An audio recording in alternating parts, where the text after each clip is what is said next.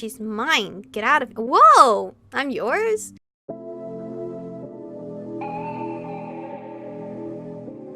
We're born in the moonlight. Ain't no fair to say. Can't breathe in the sunlight. Hello, Aromas. This is Aromie here. Welcome back to Changeling. We're here taking a walk with Elliot. Sorry, I just ate a gummy worm. I guess it's weird, but I just feel like this is where I'm supposed to be, you know? His smile faded. He's thinking about having been suspended. I didn't know what to say, but I didn't need to. Elliot seemed to shake off the feeling as he grinned at me. Besides, it's not like being a vampire is all bad. It's actually kind of cool, if you say so. Hey, it's totally cool. Come on, vampires are always the cool ones in movies. Aren't they usually the bad guys? But they're cool bad guys. They eat people. Well, reality isn't like the movie anyway. No kidding, here we are walking around in broad daylight and everything. And you're not even trying to bite me today. I've never. Well, for the record, you're the nicest vampire I've ever met. The only other vampire you talk to is Mark.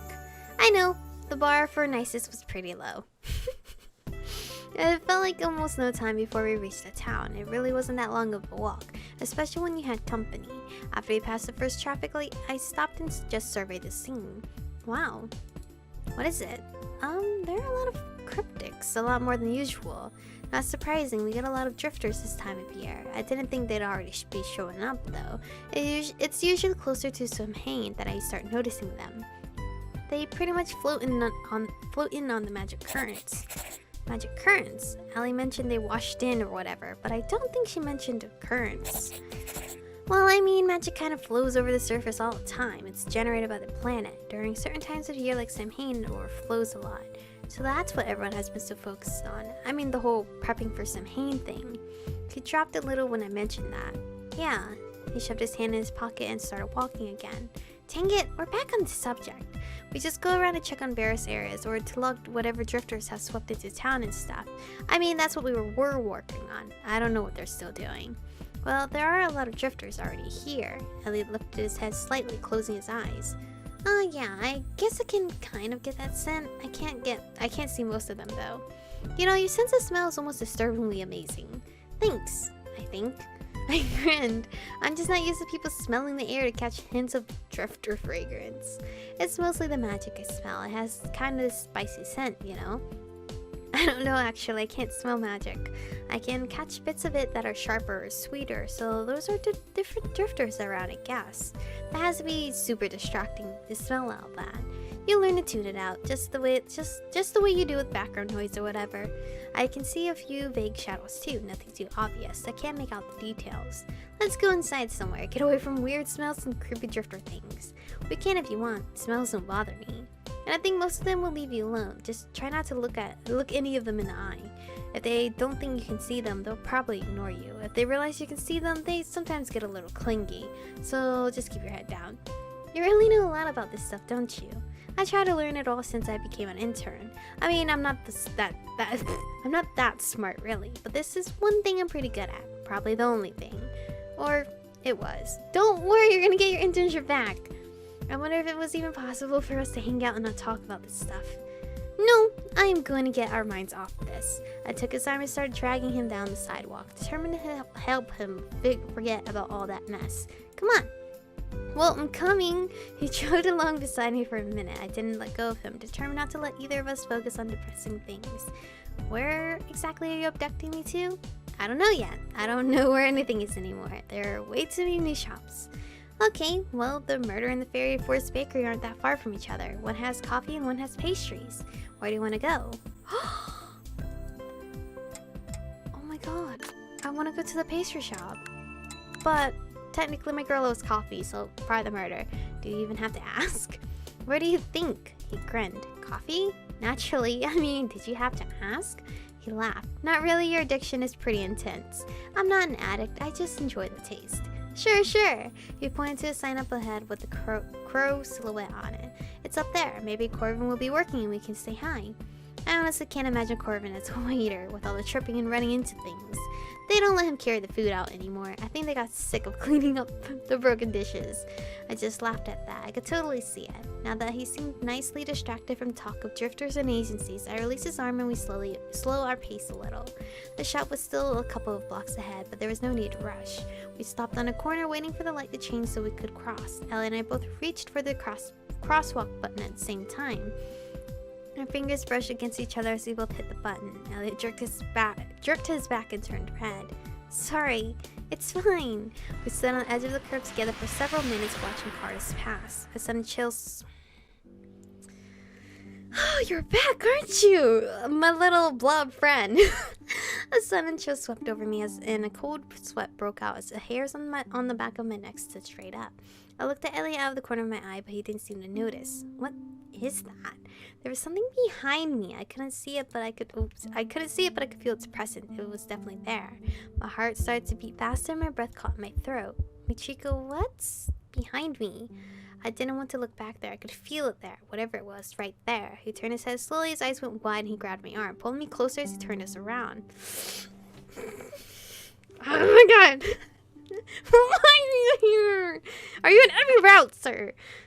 Behind me was a dark, shadowy form, vaguely person-shaped, with wide glowing eyes. It reached out one lank hand that was dripping with shadowy ooze. Its head flopped awkwardly to the side. She's with me. Go away. Red. Elliot bared his fangs and let out a soft growl that was weirdly animalistic.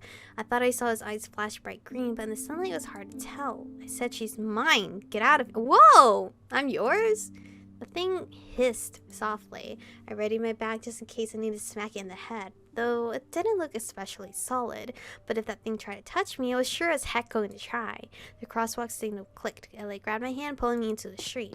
I didn't argue as he held onto me tightly. Both ran to the other side. He looked back once and I heard a long snarl that was very un-Elliot-like. It sent shivers down my spine, and weirdly I remembered that thing I'd heard in the trees a few nights ago. It had sounded a lot like that. Wait, what? A long snarl? Wait, are you saying Elliot made that sound? Or maybe someone... I don't want to think too much into it. I didn't have much time to think about vampires and their growling habits, though. I was too focused on not tripping over my own feet. We kept running for about half a block before I finally stopped to catch my breath. Elliot wasn't winded at all. It didn't follow. It turned back before it reached this side of the street. So much for not making eye contact with them. It probably got attracted to you when it noticed that you reacted to its presence. Well, I'm so sorry I reacted to some freaky shadowy guy behind me. I wasn't trying to be accusing. I know, I'm not mad. Sorry, I shouldn't have snapped. I'm just a little freaked out. I wanted to get away from all this stuff, just for one day. I took a deep breath, trying to calm my heart down. I glanced back and the shadow guy was nowhere in sight. I shot Elliot a sidelong look. So, yours what? So he turned bright red and rubbed at the back of his neck before shrugging helplessly. Sorry about that. I didn't think it was going to just leave as easy as all that. But hey, I'm a cryptic too. I thought maybe if I, claimed me? Sorry, I mean, you're not an object. I didn't mean it like that. I shook my head, waving hand dismissively. I'm just teasing. I know you're trying to chase it off with your scary vampire-ness. And hey, it worked. So, I think it was the running away that mostly worked. Maybe it was a combination. Come on, let's get off the street for a while. The murder's right here. I kept looking over my shoulder as we went the last few feet to the door. We entered the warm shop to the sound of jingling bells. I stopped just in the door and looked around. It was cute. Not at all the way I imagined, based on the name. It was definitely like a normal cafe. Oh god. Sun filtered in the windows and the air was thick with the pleasant smell of coffee. Hey, you two! A very familiar face was lurking behind the counter near the register, waving at us wildly. Hey, Cor! The two of us headed over. Corbin leaned on the counter, grinning at us. Date? It's not... If your brother sees you chatting with your friends and leaving the register unattended, you're going to be in for it. Corbin leapt to attention as a blonde woman strolled past him. I'm not just chatting, they're customers. Customers, right guys? You're ordering something, right? I thought we'd stop in for some coffee. The blonde woman gave us a glance, then did a slight double take at me. I frowned slightly, putting a hand to my hair subconsciously. I mean, we had been running around. My hair was probably a mess. These are your friends, then? Well, yeah, you know Mozzie. This is Michiko, though. She just moved back to town. Michiko, this is Kea. She's our if you tell another friend of yours that I'm the bouncer. I was going to say waitress. He was totally not going to say that. Kea, huh? She was looking at me really intently. I shifted uncomfortably, wondering what was up. I couldn't help but notice her pointed ears. Fairy? Oh man, I wanted to ask her so much. At the same time, if she was anything like Brenna, then again, Yona's pretty normal and he's Fae. Yona has been like a ghost in all of these chapters so far. Every single route I've gone, he's just a ghost. Kea, you want to take table 5's order out? Another head popped up from the kitchen, this one black and teal. He handed off a tray to Kea, who swept past him and around the end of the counter to take the tray to one of the tables. That was a mouthful. The man noticed Ellie and grinned. I thought you could say easy, Mozzie. Hey, Mozzie, how's it? He came out of the kitchen, wiping his hand on a dark apron around his waist. Merle, what's up? Who's this? Girlfriend? She's just a friend. Michiko Melody. Hey there, I'm this idiot's older brother. Are you the oldest of 6? Or are you like in the middle? He nodded toward Corvin as he held his hand out. I took it, smiling at him. He and Corvin didn't look a thing alike. She's a new club member I told you about. Is that so? His smile faded as he studied my face. It was just starting to make me uncomfortable when he spoke again. Nice to meet you, Michiko. You do? I think. He released my hand. Anyway, you guys wanted coffee. What about some croissants? They're not as good as the one from Fairy Forest, but still pretty decent. They're not as good. Really? I feel like I need to share your assessment with Aya? He bolted toward the kitchen. Corin let out a wail of protest and ran after him. Kea set the tray on the counter and rolled her eyes. Children, I'll take your order if you like. Sure, sorry about the trouble. Your customers, it's no trouble, of course. We quickly glanced over the specials and ordered. Kea made our coffee right there at the counter and pulled 2 croissants out with glass display. We decided to take Corvin's advice since we were both otherwise undecided. When she slid our order on the counter, Elliot reached for his wallet. Wait, this is my treat today. I don't mind paying though. No! Stop! I'm paying. Once I figure out where to save. Insist on paying yourself. No, my treat. You don't get to pay. He frowned and then looked up at me, totally playing up with the sad puppy eyes. I pushed him away from the register with both hands. This is me paying you back. You can't pay because then you'd be paying yourself back, and that's just weird. That's kind of funny. I don't know why it went all the way back. And don't you even try those puppy dog eyes on me. I am totally immune to cute things. You're mean. I know, it's a gift. I made a face at him as he handed as I handed the money back to Kea. Be careful out there. I noticed it's getting a bit crowded. I glanced towards the windows. No kidding. She leaned forward as she handed me the little bag with croissants. Drifters are drawn to people like you, so keep your head down. What the heck does that mean? Brenna had said something vaguely like that too, hadn't she? I'll try. Ellie and I stopped just outside the murder. We could always sit out here. What the hell? Why didn't we stay in the cafe? They had 2 little tables out front, both empty. This close to the shop, it should still be safe. Want to head down to the bakery and come back? Yeah, that sounds good. There are a few people out on the sidewalk visiting all the little shops, though I was doing my best to focus on Elliot and just not look anywhere else. It was impossible to not catch bits of the conversation, and the topic of the day was definitely the missing high schoolers. People were worrying about it in spite of whatever efforts the agency was making to tamp down on the exposure of the story. I had the feeling Elliot was listening too. I wasn't sure how to distract him. Elliot? Yeah? It's a nice day, isn't it? He laughed sheepishly. We're going to talk about the weather? I'm sorry, I wanted us to be able to forget about all this stuff for a while. Well, that's Pine Hollow for you. Yeah, I actually used to always love that aspect, you know? How it's all sleepy and beautiful and slightly creepy. I just don't know how I missed all of this. I gestured slightly to the other side of the street where an impossibly tall, lanky figure was walking stiffly down the sidewalk.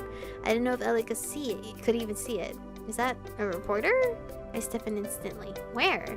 Elliot nodded across the street to where I'd just been gesturing. I'd been so distracted by the tall guy that I hadn't even noticed the guy with the camera and the other people with him. Probably interviewing people about the missing students. Ugh. Look, let's just go to the courtyard though. The murder, it'll be quiet there. Then we won't have to worry about this stuff. Good plan. He took my hand and we went quickly down the sidewalk away from them. I glanced back anxiously. It was stupid, but I couldn't quite help the little ball of anxiety that settled in the pit of my stomach. It wasn't like they'd recognize me or anything. You okay? Well, we will not know until the next episode, because no, my girl is actually not okay. I'm seeing some weird shit. I'm having a lot of PTSD being in the sound again. But anyway, thank you guys for watching today's episode. Stay beautiful, and I'll see you guys in the next one.